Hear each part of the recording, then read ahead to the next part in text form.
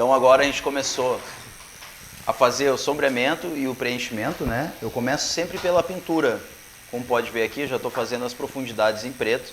Por que eu gosto de trabalhar com essa parte da profundidade? Porque eu já colocando preto onde precisa ser preto, eu já tenho o contraste da peça. Então eu já tenho uma visão mais clara do projeto, da dimensão e profundidade. E aí, partindo do preto, eu vou sombreando e vou distribuindo os efeitos de sombra, né? Como eu gosto de que meus trabalhos fiquem realmente mais pretos, eu não faço aquela história de ir sombreando e depois eu vou colocando preto. Eu boto preto direto, onde tem que ser preto eu boto preto, não tem medo. E se ficar muito preto é porque era para ter que ficar preto mesmo. Então não tenho medo de pintar, né? Às vezes eu tenho bastante tatuadores que me perguntam como é que eu faço para deixar meus trabalhos bem pretos. Cara, o segredo é pintar de preto.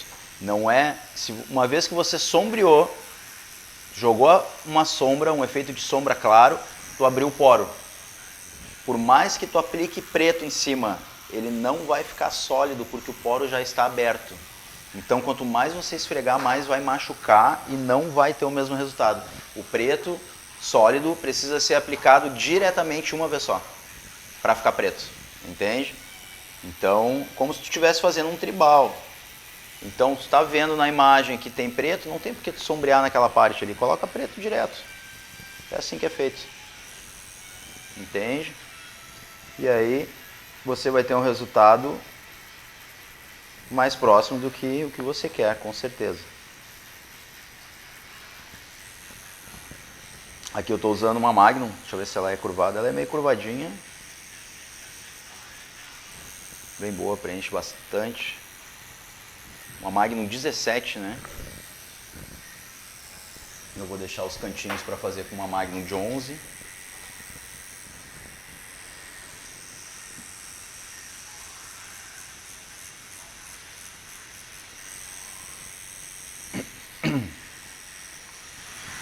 Até qual numeração tu gosta de usar de Magnum para preenchimento assim?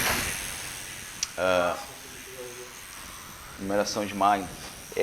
Aqui eu estou usando 17, eu tenho usado bastante 17 de um tempo para cá, eu gosto muito desse número de agulhas. Teve uma época que eu usei bastante 15, depois por algum motivo eu não me adaptei, perdi o hábito de usar, comecei a usar, estava achando que a pele ficava muito avermelhada, não sei se pela quantidade de agulhas, porque a Magnum fica diferente, né, distribuída diferente. Comecei a usar 17, gostei do resultado, funciona bastante. Então, por exemplo, eu uso 9, Magnum de 9 ou 11, menor para fazer cantos, e uso 17. E aí se eu precisar, eu quero uma agulha maior, né, para fazer mais preenchimentos. Ou 23 é perfeita, ou 27. Mas eu já usei até 35 agulhas. Numa vez que eu estava fazendo o fechamento das costas de um amigo, eu fiz em 3 horas, eu contornei todas as costas dele, fiz todas as partes pretas, uns blocão de preto assim, com 35 agulhas, em 3 horas eu fiz bastante coisa na tatu, assim, impressionante, foi um dos trabalhos mais rápidos que eu já fiz, assim. Mas lembrando que para usar essa quantidade de agulhas tem que ter uma máquina que seja forte realmente, talvez até precisar aumentar um pouquinho a voltagem, porque vai pesar, né, no motor, né? Então a máquina ela não pode parar no meio do caminho, tem que fazer o serviço dela. Se ela não tiver a força suficiente, a agulha vai cravar na pessoa, vai beliscar, vai machucar. Então ela não pode parar na pele. Ela tem que manter o curso, né? Na época eu usava uma Swatch Drive Whip, uma rotativa australiana, incrível, aquela máquina lá, quando eu comprei ela, foi onde eu dei um salto na minha técnica, assim, isso foi em 2011, eu estava na Bélgica. E aí eu trabalhava com o Ruslan, na Bélgica, vocês já devem ter ouvido falar. Ruslan é o cara que tatuou as 56 estrelas no rosto daquela menina que disse que dormiu e acordou com 56 estrelas no rosto. Talvez vocês já ouviram falar dessa história há mais de 10 anos atrás. Pois eu trabalhei com esse cara. E aí ele comprou uma máquina dessa e eu experimentei, cara, achei incrível, fiquei muitos anos. Cheguei a comprar duas, comprei uma, usei uns 2 anos, depois cheguei a comprar outra, usei bastante tempo. Mas depois aí que eu conheci a Cheyenne, eu não... nunca mais troquei de equipamentos. Aí só fui Cheyenne, todo ano comprava uma nova, comprava um modelo diferente para ir experimentando, e meu trabalho só foi evoluindo, só foi melhorando, e eu continuo com a Cheyenne. Agora o próximo investimento de máquina talvez seja uma Cheyenne, mas eu quero comprar uma com carregador, uma máquina sem fio com carregador, né?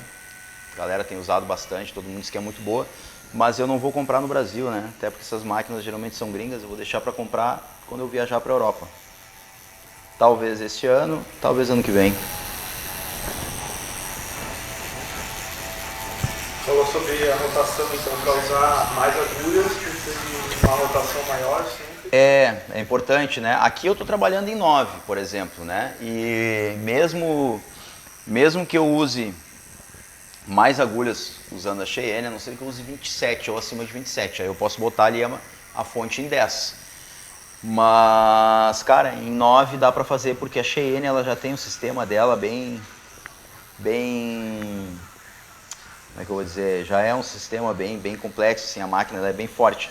Nessa época, quando eu usei as 35 agulhas, era biqueira, então tinha o peso das agulhas e mais o peso da haste, entende? E só que essa máquina que eu usei, a Swash Drive, ela tinha um sistema diferente, a máquina era toda de fibra de carbono, e o batedor dela, ela tinha um batedor, o batedor dela era uma espécie de acrílico ali, eu não sei que material é aquele, mas o que acontece? Ele era flexível. Então, quanto mais agulhas tivesse ali na máquina, que o peso fosse maior, maior ficava o curso dela. Então, ela já era uma máquina forte e automaticamente ela já fazia um curso maior em função do peso das agulhas, né? Mas eu não sei o equipamento que tu usa, de repente tu usa uma máquina de ferro, por exemplo, essa quantidade de agulhas eu nunca consegui usar numa máquina de ferro.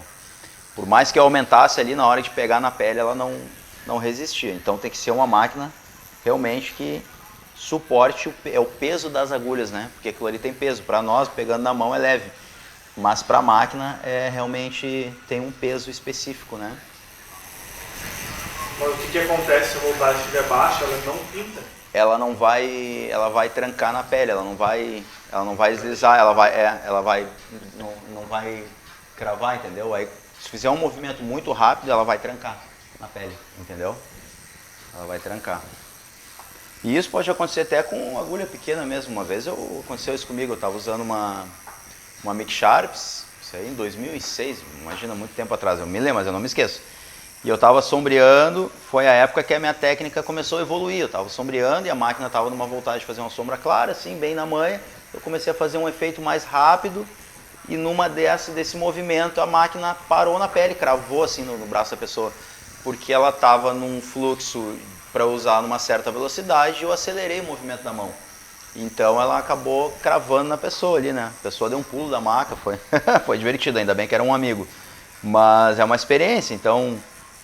Tem que entender, né? A gente tem que ir no fluxo da velocidade da máquina. O movimento da mão é muito importante. Seguir o movimento, a frequência que a máquina está, né? Se está usando a máquina mais veloz e mais forte, se você fizer um movimento curto, a probabilidade de machucar a pele é muito maior. Entende? Então, se trabalhar com a máquina mais forte, mais rápida, vai ter que trabalhar mais rápido também. É a mesma coisa. Então sempre é bom prestar atenção nisso. Eu curto, aqui com a Cheyenne me adaptei, eu trabalho em 9, né? Na voltagem 9. Eu sombreio, faço sombras claras, faço pintura, faço contorno, coloco branco, tudo em 9. E dá certinho. Aí eu trabalho só a profundidade da mão mesmo e o que sai de agulha para fora da biqueira.